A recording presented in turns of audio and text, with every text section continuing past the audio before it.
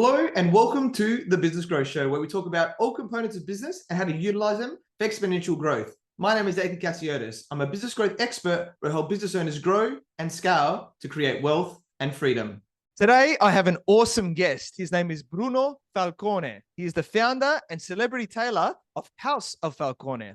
He creates custom suits for men and women all over Australia, and he has worked with celebrities such as Vince Vaughn, Bouris, Stanbury, Sergio Carrallo, and Joseph McClendon III, and utilizing a 1954 family-owned Italian factory that has produced the highest quality garments with a true passion for the art of sartorial menswear.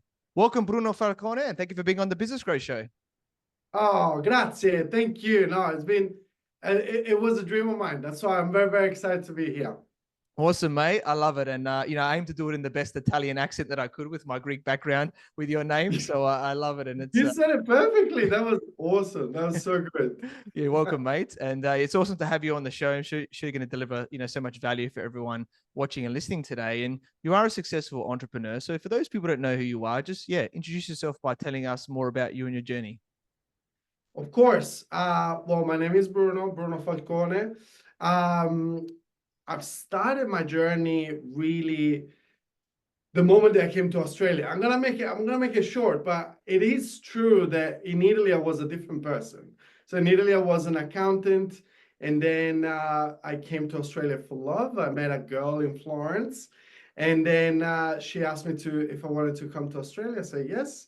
And then the first few years of my life in Australia, I was making coffee. I completely changed my career, and I was really enjoying trying to get a little bit of a deeper understanding of the Australian culture. Couldn't speak any English really when I came to Australia, so in a way, it kind of felt like a really first step into a completely different life. Then after a few years I was here, I kind of decided to follow my passion for business. So I went back to uni. I did my business degree, and fashion was always around me. Like, I probably was the only Italian in Queensland with 8 suits in the wardrobe. So there was no matter the 40 degrees, I still had my suits. Made in Florence, obviously. I'm from Florence, for anybody that don't know. And fast forward a few years, we are now nationally in Australia. We're doing a lot of confidence, a lot of suits, a lot of that real passion for what we do. There's a lot to say. It's very, very, very, very difficult for me to put it in an articulate manner, but very, very excited to be part of this journey and doing it in Australia, where there's a lot of opportunities for people like me that migrated to the country.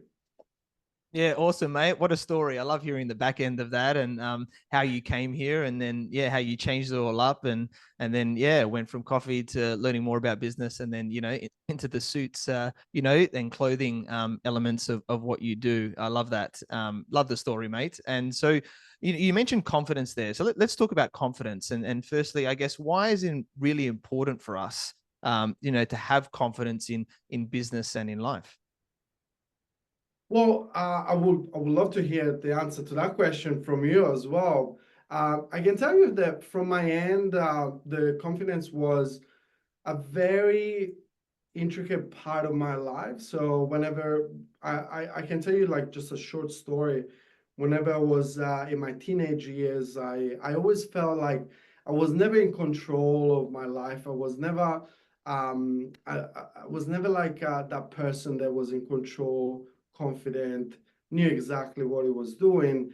And part of it could be the family, the origin, the type of household where there was a little bit of instability. But then I still remember there was there was this movie in the 90s, this Bad Boys with Will Smith, and there was this scene when he was wearing this awesome jacket with and he flashed a pink lining on the inside, and it was just something so cool for me, like, you know, when I was a teenager, and I was associating that with that sense of confidence, control, power, like, you know, that he knew exactly what he was doing and what he wanted to do and what to do in any given occasion. So I was kind of like following, like looking for that sense of empowerment for myself, and I found it in my first suit. So when I was working as a, you know, was probably like as a waiter, and I went out, bought my first suit. I was in Florence, like, you know, a couple stones, and I was like, you know, carrying this suit. Like, I went to see my grandmother in Via del Leone, which is it's a very historical street of Florence.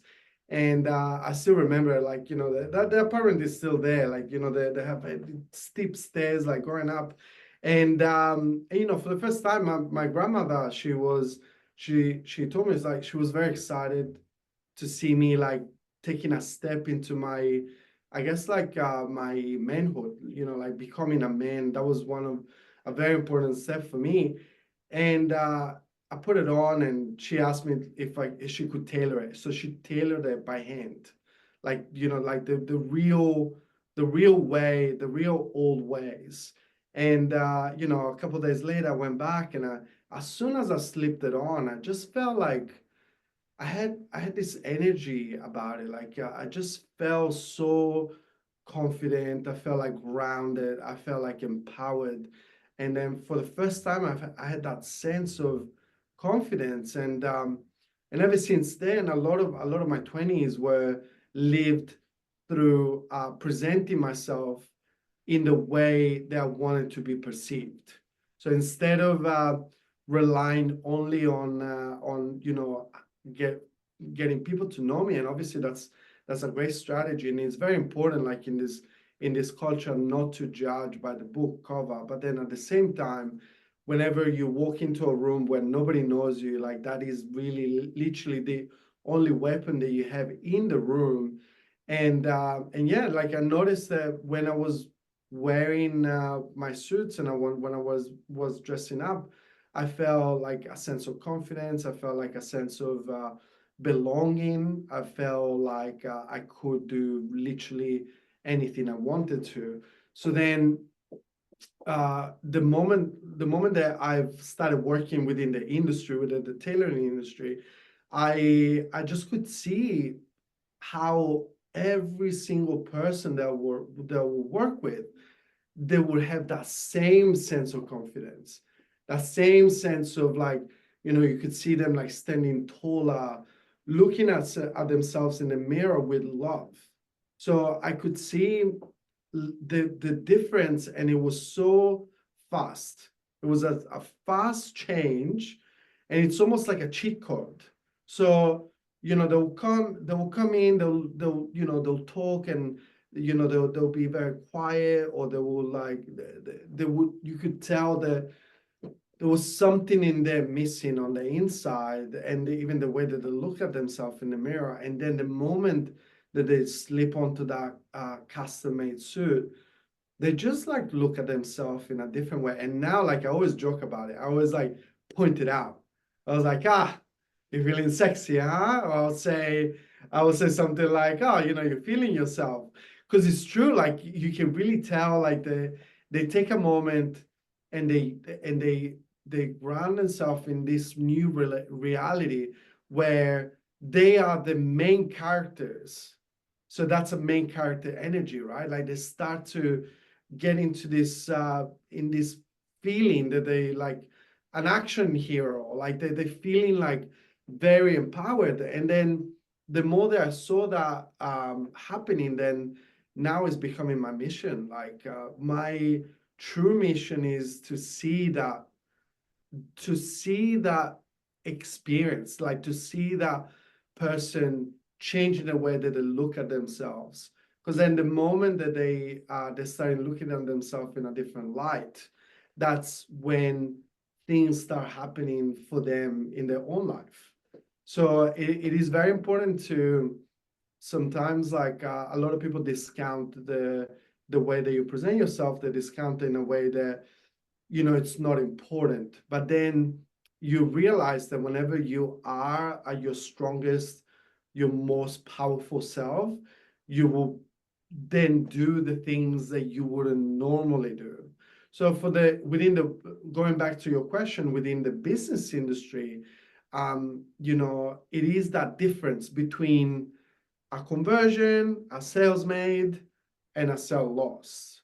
Is it that difference between I'm gonna meet that person and I'm gonna master my courage and I'm going to say hi, and I'm just gonna sit down here and keep on looking at my notes.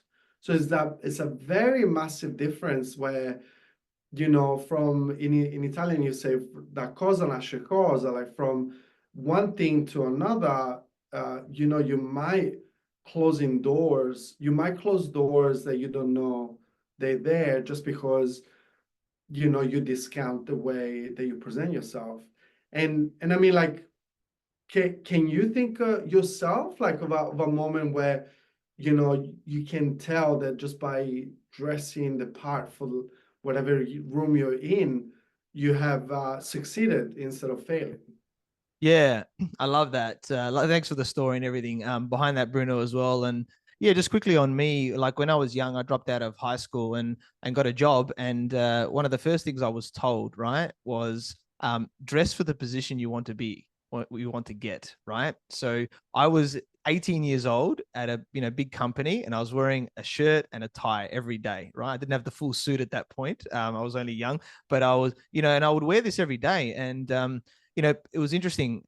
Always dressing to impress, always, putting a certain, image forward, like you were saying, right? And I was feeling confident. I was doing a lot of great things. A lot of people were listening to me, and I moved up the chain and got a lot of amazing projects. Part of that, right? And I think the way that I dressed and the way that I held myself, was a big portion of that. Then when I moved to Sydney, the managing director didn't have a tie, so they made me remove the tie. So that's why the tie came off, which I don't have as much now. But then I was wearing more of the suits. But I recommend, when I go to, for big clients, I've worked with a lot of Australia's biggest brands, and when you go to those meetings and you meet these people, you got to look the part, right? So, and then that way, that's why I've worked with so many of them, and I think that's definitely part of it. So that when you walk in, you're feeling like $1,000,000, right? And that energy exudes, right? That confidence, like you said. And why, I've gotten many deals over the line, and I've always dressed nice. A lot of people are saying, Ethan, I always see you in a suit or a jacket. You probably get this right, yourself as well,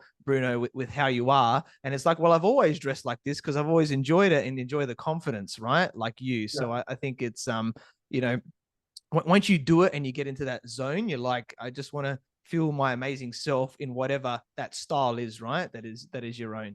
Yeah. I mean, and the cheat code is, I mean, there's two. One is by having something custom made. That's when literally it will feel like, so sorry. Literally, it will feel like you're wearing joggers. It will feel like you're wearing your gym clothes because everything, all of the dimensions are there. Like you have enough room to do whatever you want to do with the suit, and you feel super comfortable. But the second cheat code, and you tell me like if in your experience has happened the same, but the more that I get to interview these successful people and successful entrepreneurs, the more that there's a common denominator across. So the common denominator is that no matter the industry, no matter what kind of entrepreneurs they are, they always know that you just have to dress for the room. So it doesn't mean sometimes like a full suit, doesn't mean jacket, tie. It really understanding, it's really about understanding your surroundings. So I do appreciate the person that has a little bit of a very strong opinion about it and say, listen, I want to wear a t-shirt and I want to do business in a t-shirt and I want to, and if I do it, I even feel better. I got a friend that's the mindset that it has. But then the point is, how much are you limiting yourself because of your beliefs? How much are you niching yourself in this like new age entrepreneur, like, you know, sneakers and chinos and t-shirt, and maybe you don't get to sit at the big boy table, right? So it's one of those things that sometimes, like in everything and anything in business, there's a lot to do with mindset. So a lot of the times, I mean, whenever people talk to me about, for example, like accessibility, so prices, you know, it's expensive to dress up.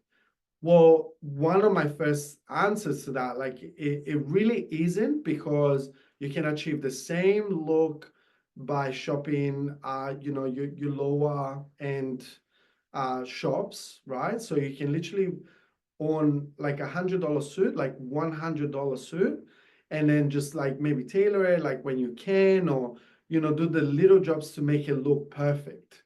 So it's really just there's a lot of excuses out there. Like it's a little bit more of a mindset where you decide to want to project a certain image of yourself, and once you decided, you know, the rest, all of a sudden there's no more excuses, everything comes easy. So I don't know, like did you notice that yourself whenever you're interviewing these successful entrepreneurs, or is it maybe just the batch that I've been talking to?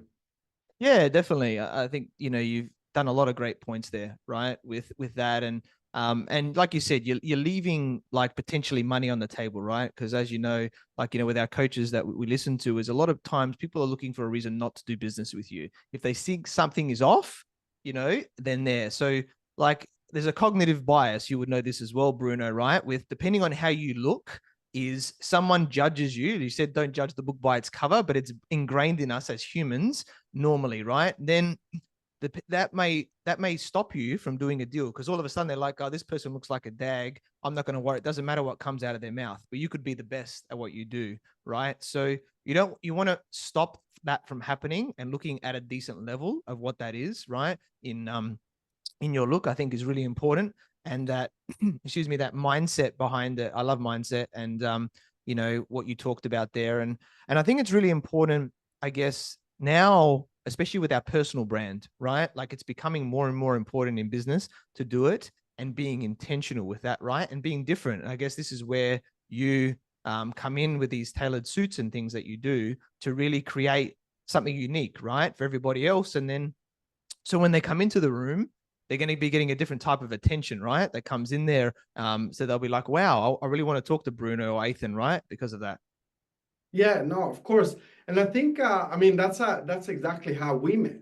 Because for any, like, nobody else knows that out there, but literally we were at a networking event, and you came around, and you know, you had a message for me, but at the same time, I couldn't wait to in a way to do business with you. So like the idea, you know, it kind of like resonates depending on what kind of entrepreneur and what kind of businesses that you guys are in. But definitely for me, like you know, like it's a great mentor of mine that he says that how you do one thing is how you do everything else. So, and in a way, it's true. I mean, like, I can notice myself that, you know, like I'm a little bit of I'm an artistic person, right? Like, I feel like I feel very much into my designing, colors. I feel like very artistic. So for me, I mean, what's it called? The accounting was a wrong direction from the start. But even now, like if you were to walk into my office, is like it's a bit messy because it's a messy mind, right? So and only once in a while, like I freak out and I like, just clean everything up, but that's how I feel like I'm doing things. And you know, like one of the things that I know is that you know, I just identify myself as an artistic person, but at the same time, it is very important to notice what are your shortcomings, your shortfalls, identify them, and then work on it. So you know, like I might be, let's say, in terms of messiness, I might be on a 20% now, but I was 80% 3 years ago. So I think it's very important. I mean, this is just like life in general. Like, but for me, it is very important that if you notice that you have a shortfall, like, or something that you think that could be improved, I always stay away from, you know, take me how this is who I am, take me how as I am, because I think I really believe that you can work on it. I mean, is there something that yourself, like, have you that you notice, that you really notice that you worked on something, you know, in the past years, and now you're in a different position to where you were? Definitely. It's incremental steps, right? You said it great, Bruno. It's like first you got to become aware of what it is and be true to yourself. Sometimes, obviously, you can do it on your own, ideally, or sometimes you might need someone external, like a coach or mentor, to, you know, make you aware of that and help you with your mindset that might be holding you back, like you talked about before, and then going, well, I actually want to improve this, right? So whether that's certain things about like how you dress, and then you see that, you know, the result later when you start to do it consistently. And I think it's the consistency is the important thing, right? As well, where, like you I said, mean, hey, yeah. how do you do it yourself? Like, do you have like a little bit of a cheat code, like a little bit of like a process? Because I know that there's a lot of entrepreneurs out there, they always struggle with the idea, right? Like it seems unsurmountable, like it seems so far away from, you know, especially if you're talking like personality traits. So would you have like any tips like for something, for like an actual incremental success? Yeah, like I think this is the power of coaches and mentors, right? Like I have, and I know you do as well, Bruno. Is that, you know, the stats show that when we say we're going to do something, we only do it about 20% of the time, because it's hard to be accountable to yourself. When you have coaches and mentors, you have regular meetings, and you're getting checked in by something on the outside, having somebody externally from you, you're going to complete it 90% of the time, right? So it's massive, the difference there. So are you tracking and measuring where you're at? Like, do you know what the goal is, or are you just sort of working towards something, number one? And then are you actively checking in? Because as an entrepreneur, we're busy, right? We're doing a lot of things, right? There's a lot of competing stuff. And some of the more important things that are not urgent, but are important, like we're talking about, get pushed down. I'll do it tomorrow. I'll do it next week. And it can take time. Whereas I think if you have someone there reminding you, hey, you know, we want to focus on this particular thing, whether it's a mindset thing, whether it's how we're dressing, you know, whether it's, you know, a strategy in business, then you start to do the incremental changes. It's like presenting. You know, I was like me, I speak on big stages, right? And people look at me going, wow, you're amazing, Ethan. How could I speak like you? I said, well, I've been doing this for 4.5 years and I've been doing it consistently. And I learn a skill, I master that. Then I add another thing. It's like another layer, right? And another layer. It's like going to the gym where you build the muscle, you get it to a certain point, then you up the weights, right? And then you go to the next one, and then you up the weights again. And then, you know, you keep going up the level. That's the way you sort of look at it, right? In terms of anything that you do. And like my wife, you know, she was at recent event. She's amazing, got a branding agency and, you know, communications. And I got her to speak at my events. And I said, she did it the first time. I said, it was great, but you were looking at your notes too much. Next time I know you know your stuff, helping with the mindset. The next time she did it, she was amazing the way she did it. You know, she gave the confidence like we're talking about today. And I said, what you weren't doing this time was your body language. Now we're going to do the body language next time, right? So you need somebody externally, because you're not realizing what you're saying or what you're doing a lot of the time, right? And this is where I guess someone like yourself, someone looks a certain way, but they may not realize going, hey, do you know that this is the way that you're looking? I can make a few changes in the way that you look, and you could come across very different, right? As well. Yeah, yeah.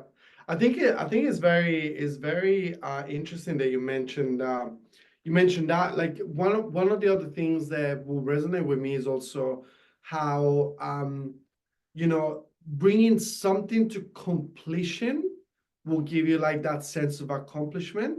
So I know that, for example, you know, if you ask me, like, if I had to do like a new wardrobe for a new person, like an entrepreneur, like a man or a woman, doesn't matter.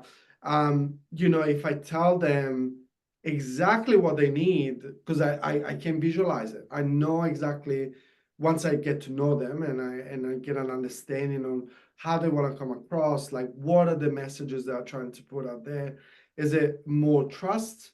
Is it more power? Like what kind of message you want to put out there? Then once I know that, then that is fairly easy for me to map out like a journey. But then if you tell it all at once, it feels like so overwhelming. So then that's why like I think the first step for anybody out there, like I think that they're trying to achieve something, it is in the word, is about achieving something. So I know that, for example, for myself, like going to the gym is one of the things that it's a bit tougher. Like as you get a little bit older, you got a family, like these ones are all personal limitations. Yeah, these are all myself giving excuses. That's why I know that all I have to do is just go to the gym. And sometimes it can be just being in the gym, just like physically. Sometimes like you spend 10 minutes, then you'll spend 15 and so on. But definitely having that accountability, it is what I know in my experience changes everything. Like whenever I have accountability, and a lot of people will understand this, is like just by going to the gym with a friend, that's when everything changes. Because that person will be the one that's waiting for you downstairs, like and go together. So don't see me at the gym, say we're gonna go, I'm gonna come and pick you up, or you vice versa, and that's how you know that it has to happen. So that's one of the things. But then you know, within my world, it'll be, hang on, instead of doing the wardrobe, how about we'll do the one piece that I know that's gonna have the most effect in the room that you want to try, that you're trying to govern. So I know I can help you with this one thing. Let's start from one, and then if you love it, I mean, like the Italian tailor is there for you. But you know, I think it's one of those things. Did you notice yourself with any of your clients, for example, like the moment that they see that win, that they keep on winning?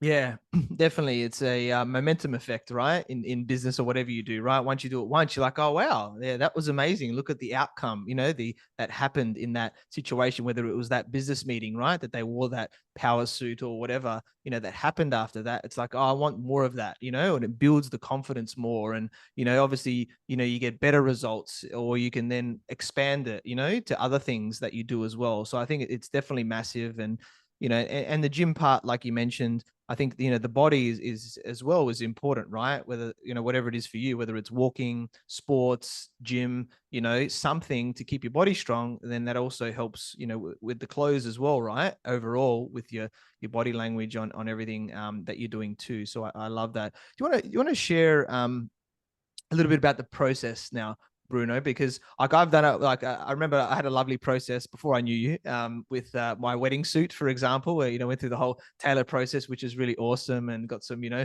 there's a lot of different stuff that happens, right? That you get to choose and do in this process. And a lot of people may not know this, right? Whether they're men or women, that, you know, this can happen. So do you want to maybe share a little bit more about that process of, you know, what you go through? Look, this is by far the most asked question, by far, because it sounds like it's rocket science. It's like we're doing something secret in here. But the reality is that different tailors, they operate in different ways, right? So one of the things that I am very proud of, it is my heritage. So everything I do, like everything from the welcoming to the relationship that I have with my clients, to the you know, the limoncello, anything, it's got this massive Italian heritage behind. So everything I do is Italian, meaning that even the suits that I do, for example, they very little, they don't have a lot of trend in the design, so they're not really trendy, but they are timeless. So Italians are known in the world for this timelessness feel. So the idea there is like to have like details around the jacket or around the pants or around the outfit in general. The details per se, they're timeless and they won't change across they are making something that we make today is going to look great in 20 years time. Or even if I was to put on a jacket from like maybe my dad's jacket, it would look perfectly if it is about tailoring. So the first distinction is between tailoring and trend. But then the process in general really like it's literally what you would imagine in the movies, like, you know, like something cool, like you're going to like some secret place and you meet the tailor. The only difference is that if you come to see me, like it's a nice shop front, like it won't be too hidden. But you know, you come in and really like I need to get to know. We need to go get to know each other. So we'll sit down. You know, if we could do cigars, we'll do cigars. But there's whiskey. There's, you know, limoncello. There's like bubbles. Whenever you know, the partner as it tags along. So it's more of a it's almost like a coffee date. Like we need to catch up, and I need to get an understanding of what you're trying to achieve, and then only then, like after a little bit, I get to talk to you. Then you get to try a beautiful Italian suit. Get a little bit of an understanding, the feeling. I like this. I don't like this. Change this. Change that. I feel this, and then once we cover like the fit, like the perfect fit for the body type, and we cover a little bit of an understanding of lifestyle, then that's when I can make my my suggestions. So usually all of that comes in like, I don't know, probably like half an hour in or something like that. And then it's really just about and that's when different tailors might operate in a different way. That's when I got the information, that's where I shine. So personally, it's like as soon as I know what I need to know, then my biggest passion is like fabrics. So like even within the market, I'm known as the fabric guy. Like, you know, people know me for it. So then that's when I shine, and I'm like, okay, now that I know what you're trying to achieve, let me guide you and suggest you on what's the right fabric for what you're trying to do. Instead of just, I guess, like, you know, just saying, okay, you wanted a blue, here's a blue. So it's more of an understanding of what you're trying to, what's the message that you put out there? Is it trust? Is it power? Is it strength? Whatever it is. And then the colors that work well with your skin tone and complexion, the fit for the type of body that you have. And then we can go into the style, like understanding the lifestyle. So long story short is a chat with an Italian man, and you're gonna get all dressed up like nicely. I love it, mate. That's awesome. Yeah. And Is that what happened to you for your wedding suit? yes, it was very nice. I think I didn't get as much of the Italianness. That sounds very awesome with the guys there, but I'd have to. I look forward to you know, doing that with you sometime soon, mate. But We have to. that's Man. it. It'll be good fun. But yeah, it was cool, and yeah, that element of understanding, and then yeah, picking out the fabrics, because there's a large variety, and I think this is where people go, oh, you know, is this going to be like a $5,000 suit or something like that? It's like, well, you can get that if you want to, but you know, there's fabrics that are, you know, a lot less than that as well, right? Depending on what you want and depending on what they're made out of, because they're made out of so many different things. So I think people are not aware of this, right? There's so much complexity.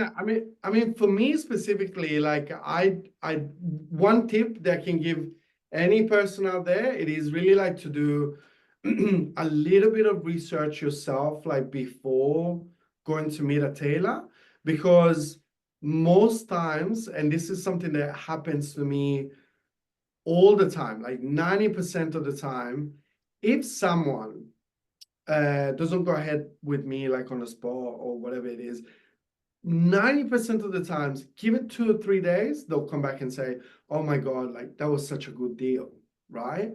But then if you don't know, like if you go and see a tailor and you never went to like a shop floor and seen prices, qualities, what's out there, then you make it tough on yourself. So it's really not like the tailor there, like somebody like me, because of I have so much experience, I can guide you, you know, in a very like warm and in a very welcoming way. But I know that, you know, sometimes there's other tailors that they kind of expect the client to know a little bit more about it. So it's more like, I think like in anything, like if I go buy a TV, like I would research some stuff online before going to like a shop.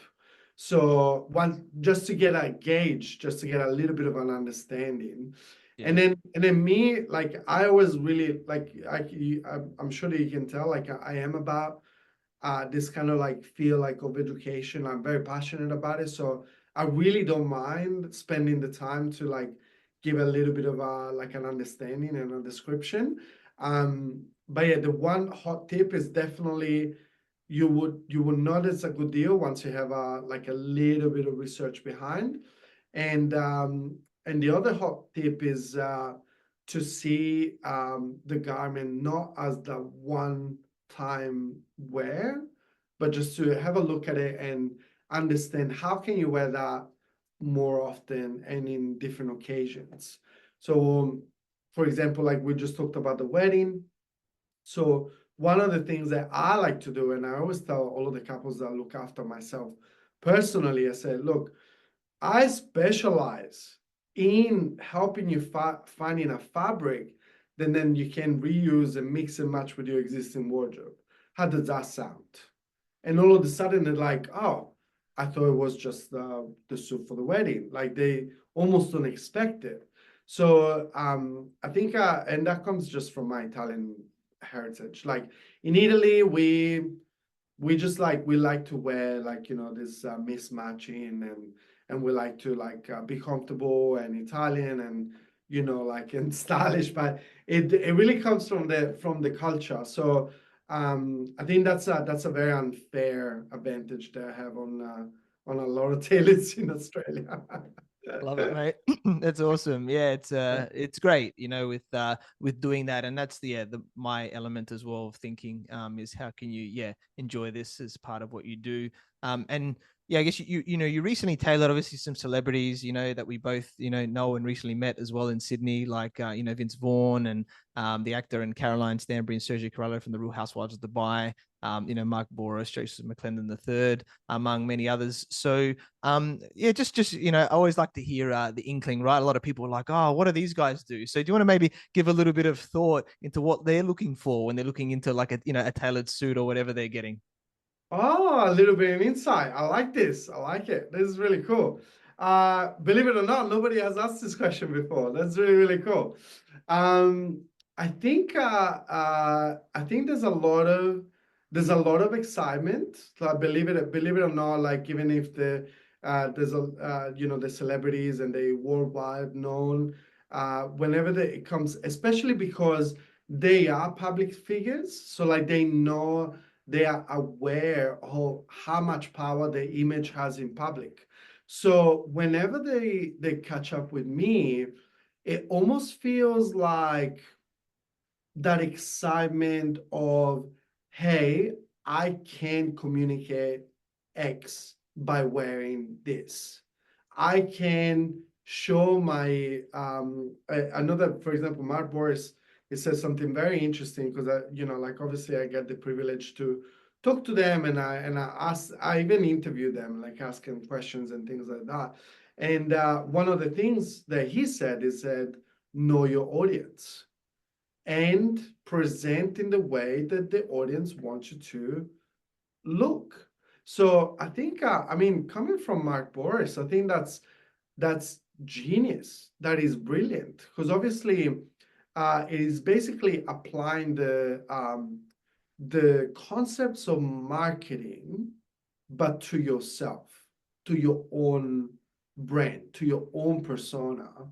And it's basically like those essentials. We're always very quick to try and get the business to have all of those essential marketing strategies, but then people like that, like public figures, they understand that those same concepts will apply to the public persona. So I think, yeah, one thing is there's a lot of excitement. I know this is coming a little bit further, so I can say a little secret. Like I know this, like Sergio and I are gonna match And I'm just gonna say something Barbie. I'm not gonna say anything else, but it's gonna be very cool. Like it's gonna be a cool look. You know, Ryan Gosling did it, and we're gonna do it. We're gonna go there. We're gonna go there ourselves as well. So you know, there's excitement. There is and you know, believe it or not, there's also like that. There is that fun part, and there's also like the quote unquote war room feel. So the war room is more for like, you know, like your public speakers and people that they know they need to heavily rely on how trustworthy, how confident, how empowered they look.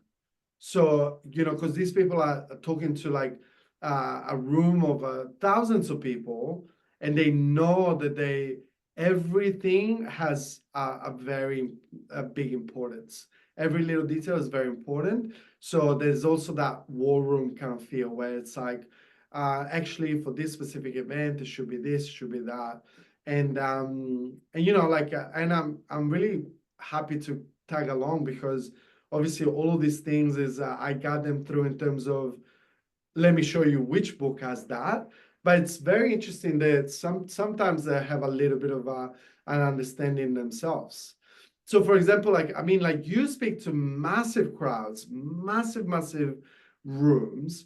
I mean, do you have like a little bit of a understanding, a little bit of process before choosing what you're gonna wear? Yeah, it's a great question. I love that little insight into them as well. Thanks, Bruno. And yeah, for me, definitely, I think it has to be on brand for what I'm doing. I like blue is a big part of my brand, right? So for me, I like to have a bluish suit. Right now, there's so many shades of blue, right? There doesn't have to be like really light blue, but to some level of blue. That's what I've really warmed into now, and I know there's a level of trust and things that happens with blue as well. So that way, instead of just having the black. Now, yes, sometimes I wear black and things like that, but if I'm speaking on a bigger stage, that's the type of brand that I like to do and put myself out there in that nice suit. And then also, like, as I said, right now I've sort of moved away from the tie. I can obviously wear it when I need to, if the room requires, like you said, but it's my area with my white shirt, which is there. And the white gives it an element. I've always had the white shirt as well there. So it's that contrast, right, of both of them. And then it depends, with the blue, you can match it with brown or black in terms of the shoes and the belt, right, as well. You got a bit of flexibility that you would know there too. So I've got a little bit of flexibility on what I do if I'm speaking to the big stages, or if I want to just get a bit more of my uniqueness out, I'll wear a bit more of that sort of jacket, the really nice jacket feel, like the jacket you would have saw when we first met there, which is unique that I got, from overseas. And then just a different style of pants, right? So that's that other different look. So that depending on how I feel, do I go into the full suit, or do I do the really nice jacket with the pants that are a different color, but, doing that look. So I sort of mix and match between both of them, depending on what I'm doing and what I'm feeling at the time, and knowing the room as well. So that's a bit of my process on that side. And what kind of reaction have you got? Have you got any time that you have quote unquote flopped, and what did you do to fix it? Yeah, well, it was definitely there, and I think the reaction happened. One that I'll remember recently was, don't underestimate the power of a really powerful suit like that what Bruno creates, right? Because it does make a difference. And I remember I was wearing my normal jacket stuff, like just a cool jacket with the pants, and I would do an event. And then I had a lady that comes to speak at my events regularly, right? There. And then when she came to this other event of mine, on day one especially, I had my nice suit, right, that I was wearing. And she looked at me because she hadn't seen me in this one that I'd got recently. She was like, wow, you look amazing, like in that suit, right? I still looked great before, but I was like, wow, what a difference that even though I looked great before, but what the really good suit does to people, right? And that was someone that knows me regularly. So that was like, okay, I need to make sure that when I'm doing these events, like that first impression and areas of what I do there is around, right? Because that's important for that first impression. Maybe if you got multiple days with people, it's a bit different. You can mix and match, obviously, in terms of what you do. But that was really highlighted, that first impression. So that's a little bit of inkling into me. And that's why I recommend everybody, right, is don't underestimate the power, and you don't necessarily know what you're missing out on until you sort of go the other way and you hear a comment like that and you're like, wow, okay, there is a difference here. Yeah. So I think the missing out, it's a massive thing. Like the missing out is such a massive thing. And literally it is so sad that, because most of the times it's literally your own limitation to yourself. And I mean, like, you have this experience with the business owners, right?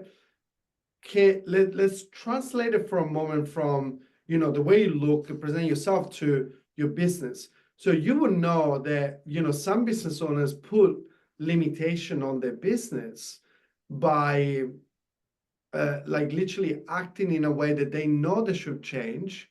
They know they should take, they know they should delegate the books to somebody. They know that they should delegate the admin work, or the whatever it is that they know they have to do it, but they don't do it. So I mean, why are those barriers are over there? Like, from a mindset perspective, like, is there something behind more than the eye can see? Like, yeah, it's a great question. And I think one part of it is it comes to being comfortable, right? And also being good at what you do.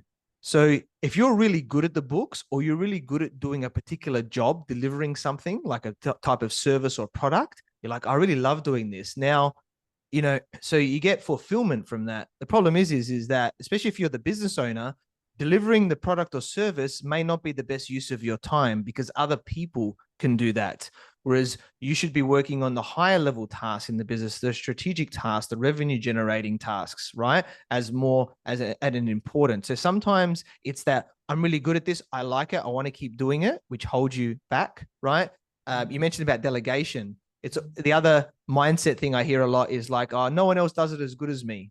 And that's definitely going to be true, right? Because we're all unique. No one's going to do it as good as us, because we all have a particular way of doing things, right? So I think what I tell my clients is that be okay with people doing it 80% as good as you. And that pains me as a very high attention to detail person to say, right? So it's going to be okay that even if they do it 80% as well, and if you get another person, that's 180% of output. And if you get another person, that's 260% of output, etc. And it keeps multiplying out like that. So don't expect perfection. Don't expect that someone's going to be as good as you. Aim to put good processes in place, other things, so that they can do as best as they can, and just have the right leadership and the right area of improvement for them, so that you can move forward and then work on that high level stuff. And as long as you do that, finding out who you want, not how I do this. And I think a lot of it comes from school, where they teach us, oh, how do I do this? And you're trying to work it all out. You're trying to learn something. Whereas the better mentality is, who can I get to help me with this, right? Whether that's someone in your business or somebody external as well. Yeah. That one is a good one. That one is a very good one. And I think literally, I mean, like, without knowing, this is something that I've started doing, in the last few years. Whenever I am personally, like, for example, I'll tell you something silly, like shopping around. So for example, like I gave the TV example before. Literally, I mean, like, the first thing I do isn't looking at the prices and making up my mind based on the price. I'll talk to somebody that's selling TV all day, because I wanna get an understanding. It's like, and just a gauge, like, what's your favorite? Like, why would you like this one over that one? And just a little bit of an understanding. So I think giving yourself into the hands of experts, or delegating tasks that otherwise will take you, it will take away your attention from something that it's far more important. It's probably one of those things that even in my own skin, it's very tough to let go. Like, very tough to let go of that mindset. It's like, but if I do it better, right? I mean, Yeah. what would it be like a good step for somebody to even like try to get into that sense of it's okay to let go. Because obviously I know that I can give you like a specific example where today I had somebody messaging me a DM on Instagram, and they're like, who's doing your social stuff? And I'm like, I'm doing it, right? But then obviously that time is so wasted, right? So wasted for me to like edit the video, like give it whatever like slow motion effect I want to give it to. But I, like you said, I enjoy doing it. I actually have fun. Like it's one of those things like I love it and it looks so good. I love it. It's amazing. It makes me feel like accomplished, and there's so many other tasks that I should be doing. So what would you, how would you help me? Like what would have been one of the first steps for me to kind of let go of, you know, that video not being edited to that, you know, perfection for me? Yeah, there's two things I would say, and this is relevant for anybody, Of is course. what's the belief that's holding you back, right? So you say, it's tough for me to let go of this, or it's tough for me to delegate the social media, right? As if it's more specific as an example of what your belief is. So first it's becoming aware, right? Okay, that's the belief that's holding me back. So then you have to flip that belief. You have to go, well, this isn't serving me. What is the ideal belief in the present tense that is going to serve me going forward? It is the best for my business to delegate my social media to somebody else. My business will grow double if I delegate social media to whatever it is, right? For you that you think is relevant for that. And you can add multiple things here. It doesn't just have to be one. It could be multiple beliefs that support that, right?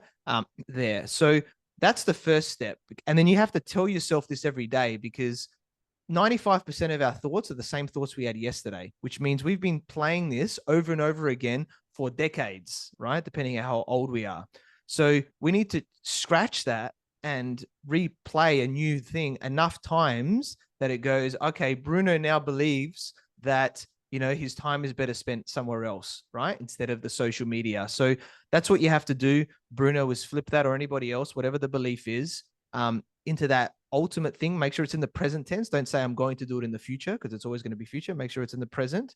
So that's first, is the beliefs. And I put these in my phone. And originally when I would do this a lot over many years, I put them on my phone, I write them down, and like in my morning routine or throughout the day, I'll read them out loud. You know, I'll do it on my walks, in my head, whatever it is, right? To just keep rescripting myself. So that's the first part.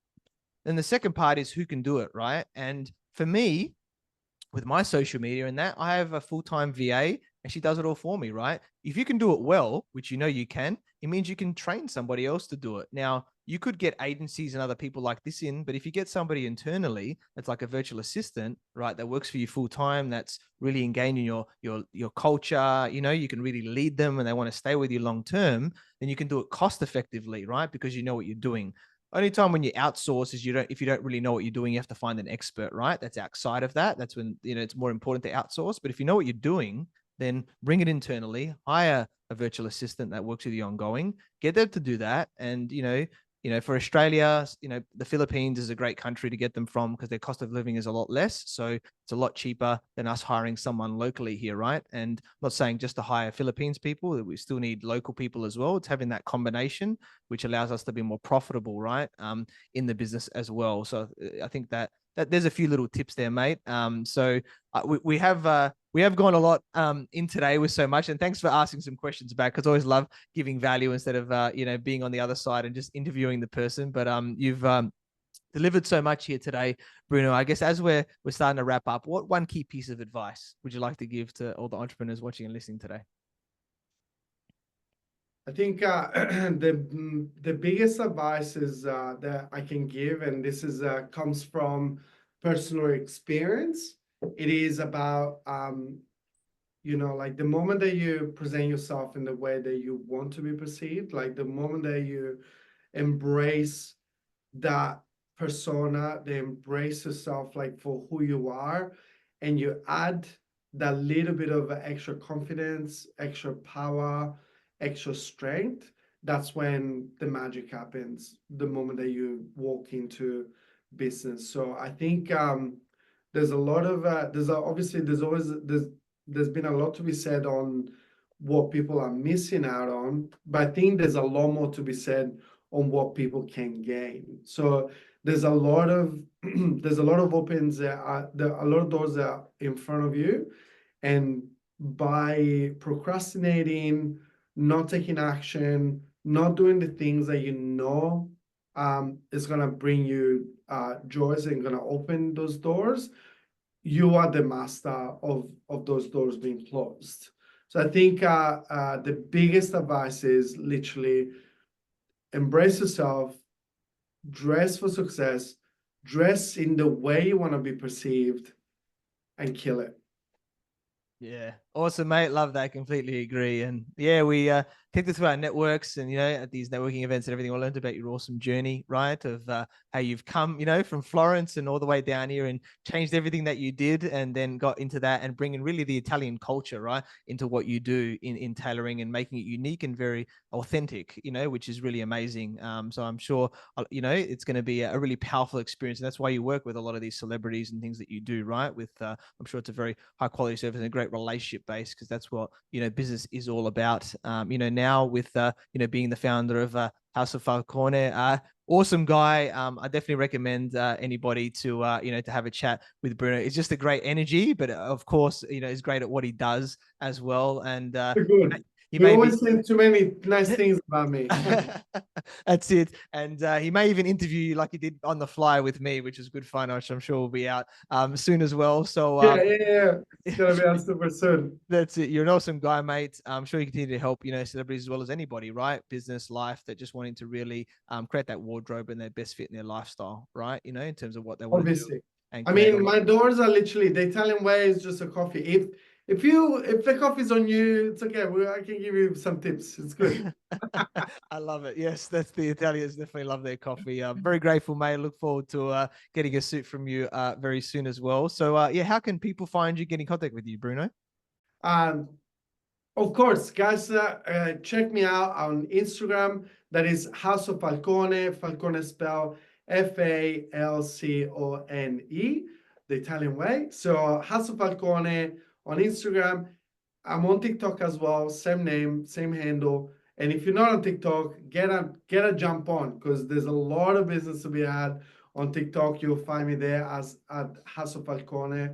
Also the website houseoffalcone.com. But to be honest with you, like, I check all of my DMs.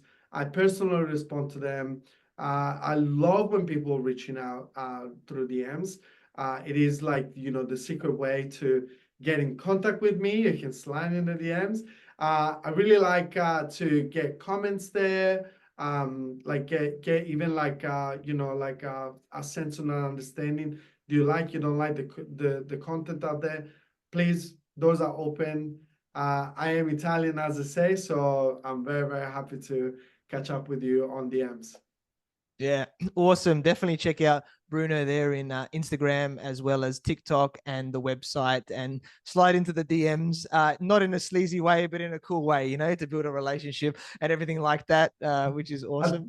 I'll tell you what, lately, because we've been blowing up, there's a lot of slides that they shouldn't be there.